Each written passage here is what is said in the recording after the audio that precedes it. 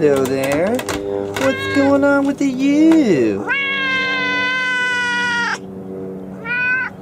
You didn't have to be such a bitch about it.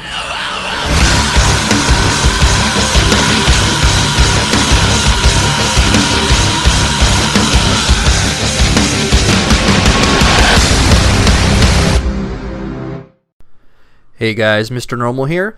What I have here visually is one of the best rounds I have ever played so far at Medal of Honor 2010, and I'm so proud of it that I thought I'd share it to the world. So that's what I have for you visually. As for content, I wanted to talk about games. Sounds like a novel topic, doesn't it? So what exactly about games? There are plenty of games coming out in the remaining months of 2012, and I think a lot of people are psyched. Now I don't want to make a comparison to other years because each year new games come out that stand on their own, but I think this year there seems to be a host of games that are coming out that so many people are looking forward to that I haven't really experienced this much hype since 2007. Granted, yes, Battlefield and Modern Warfare 3 were hyped, but the overall feel was sort of negative. Previous Call of Duty players decided to jump on the bandwagon of Battlefield 3 and pose as staunch Battlefield players. Now, they actually tried convincing us that they didn't have a stack of Call of Duty games sitting next to their TV sets, which I think in retrospect, now that the hype has died down, we can all safely say those people were pretty much vaginas. But anyway, so given the excitement surrounding games like Bioshock that's coming out, the Medal of Honor, Warfighter, and Borderlands 2, I thought I'd talk about game preferences. So that's the game plan for today, game preferences. Now, a couple of videos ago, I talked about whether or not video games counted as art. I'm not repeating that topic, but it does have close ties to what we deem as aesthetically pleasing. I would imagine many people play games for a whole host of reasons. Probably the number one reason is to have fun, but I'm not sure this is the entire story. Saying you play video games for fun is sort of a half-truth. It's sort of a half-truth, blah, blah, blah. There are plenty of times people play games that utterly frustrate them. They piss them off so much to the point that they start having anger issues. I mean, look at me. I don't get mad at all when I play games. I don't get mad because usually I'm always winning, as you can tell in this beast gameplay. Nonetheless, people play games they otherwise do not enjoy. Now, unless you make the argument that deep down this frustration counts as fun, I think we're left with an incomplete story of why people play games. Now, in her book, Reality is Broken, McGonagall, now you'll get used to me butchering names, but let's just call her McGonagall for now. McGonagall argues that, as her book title actually claims, reality is broken.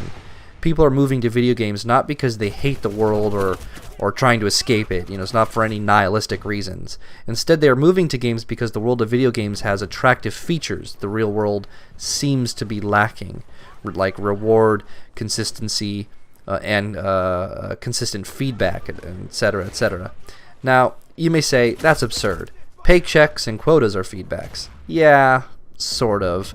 If you think that's engaging feedback, then have fun, I guess.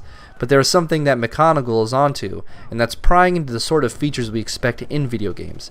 After reading the book, I wondered, do those features we find valuable in video games correspond to what philosophers since ancient times have been arguing for? I personally don't know.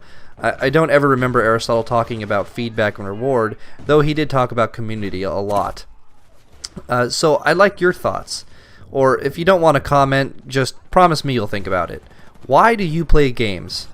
Try coming up with an answer that isn't shallow, like, for fun. Don't get me wrong, after intense reflection you might, find that the only real reason you play video games is for fun. Then by all means I can't deny you that. But at least you came to that conclusion thoughtfully rather than reflexively. So I'll tell you why I play video games. My answer to that question has evolved with games themselves. Before online gaming became all the craze, I spent most of my time playing adventure games which I could play alone. Now, those are fun times, and if I were to be completely honest, during that time of my life I played games for pretty shallow reasons, mainly because I was a kid and I was bored.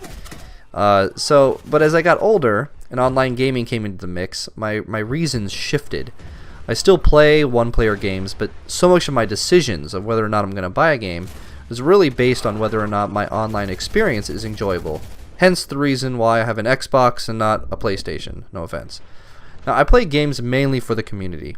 However, I'm getting a little tired of competitive online games like Battlefield and Call of Duty. I'm taking a shot at Medal of Honor Warfighter, but I'm yearning for more games that, allow for more constructive teamwork. So for example, Portal 2's multiplayer, which you can design your own puzzle, is a great idea that needs to be implemented in more games. Darksiders 2 was a blast. I enjoyed every minute, every second of that game. However, I was a little disappointed in the lack of any multiplayer element. Again, this doesn't mean I want to, battle someone in that game competitively.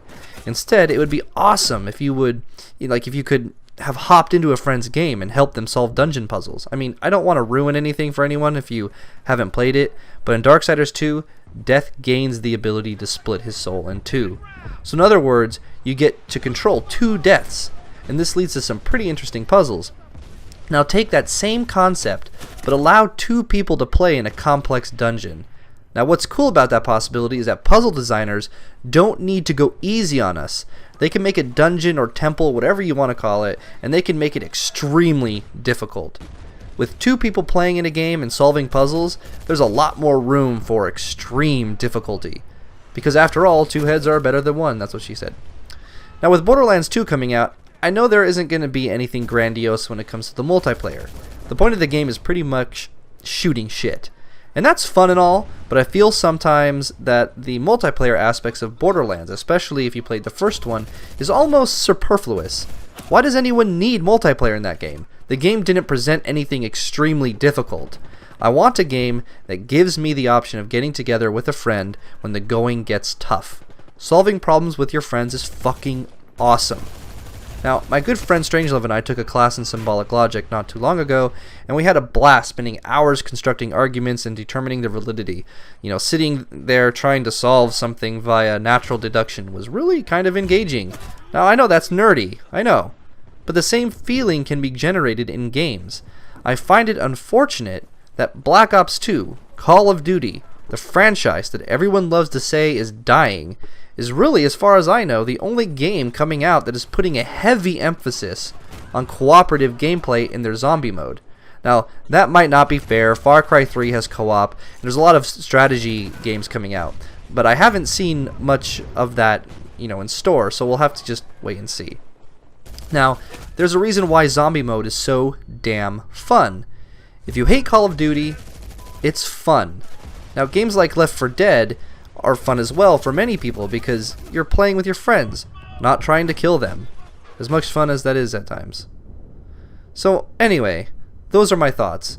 Those are my thoughts of what I currently look for in games. It is community that brings me back time and time again. So again, tell me why you play video games, and what are you wanting more from them? What would you like to see more of in video games that you really enjoy, that you kind of see lacking in today's, industry? So those are my thoughts. Tell me yours. Until next time, unpleasant thoughts.